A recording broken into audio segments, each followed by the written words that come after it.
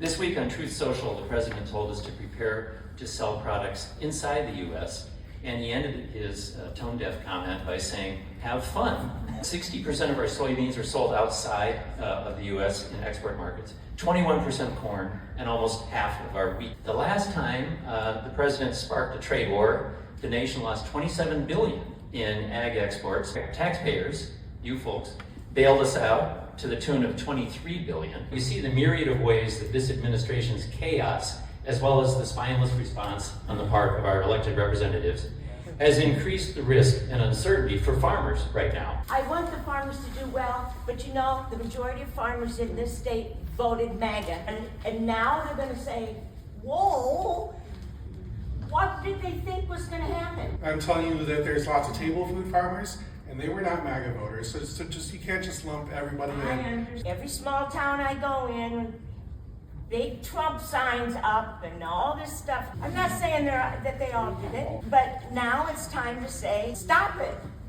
We've got to stand up and fight. Our community is shaped and funded by the tax dollars we send to the federal government that come back as services to us, and those are being cut, right? That's what's really the purpose of tonight, is actual stories, so that you see how it's affecting people.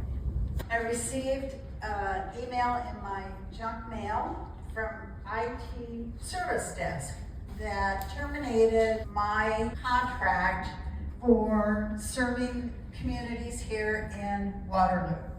We laid off 38 people. And you know what? Our federal government is not paying their bill. We have 3 invoices with the federal government right now for payroll. $100,000 each. To be thrown off the cliff is just unfathomable. We have clients that just arrived in the area, and there's nothing we can do because the funds was frozen. You know, our staff are being laid off as well. We don't have enough staff that we can provide the needs for our clients that we have already here. No down payment assistance for eligible folks. No emergency repairs to elderly folks that might need a new roof. Have you priced a new roof lately? No new hot water heater replacements for eligible folks. No furnace replacement for elderly folks. Without those funds, the type of homeless challenges we have now is going to be multiplied. I've got nervous communities that are working on multi-million-dollar sewer plants, that are working on street projects, that are counting on those dollars that they're asking us. Are those dollars still coming? In the email that came out in January that was originally kind of pausing funds, every single one of our federal funding sources were on that list. Some of you may have heard some of the rumors about privatization or dismantling of the Postal Service. It's a concern for us here in Iowa because it would be a big threat to rural communities. This is both illegal and unconstitutional. Hearing the stories breaks my heart.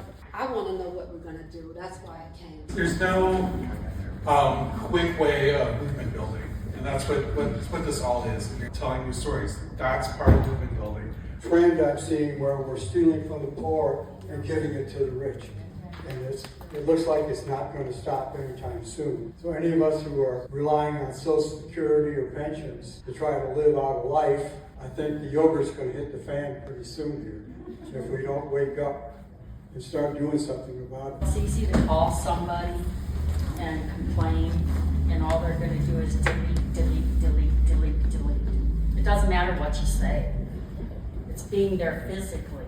What we need is physical bodies, people that are going to band together and actually do something. The most meaningful action that we can have is to be as engaged as possible as we can gearing up for 2026. Right now we're catching a lot of hell. The Democrats aren't doing enough, but they're in the super minority, which means they can't really do anything other than have a bunch of us behind their back. The only antidote to what we're seeing is intense citizen engagement. Has been my experience. We gotta be involved.